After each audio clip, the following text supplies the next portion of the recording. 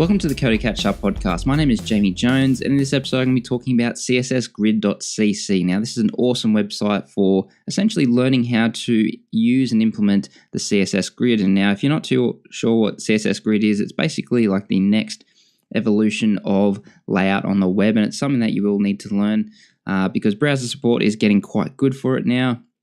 And it really allows you to do some awesome things with it. It's quite amazing. It's something that if you've been working in the web for a long time, you'll know about the problems and the pain that you go through to get certain layouts. And this just allows you to do things that were nearly, you just couldn't comprehend being done.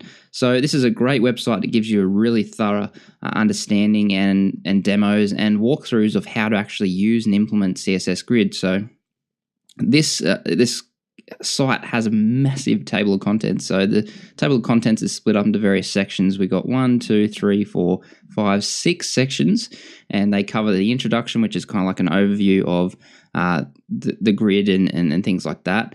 And then there's also the web layout history, which is awesome to see in some kind of a site that explains something, like having a history of whatever's being implemented, especially something like layout.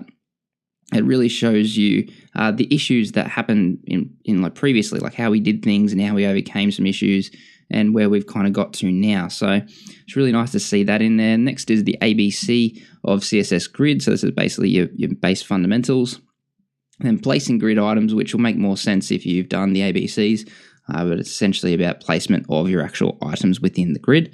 And then they've got advanced grid configurations because there's a lot of things you can do, like auto grid generation and stuff like that, breakpoints, responsive grids, etc. And then finally adding content to the grid because, well, it's great once you've got your kind of layout set up and ready to go, but then adding your content and working with content in it is really important. So I highly recommend checking out this site, cssgrid.cc. Links are in the show notes.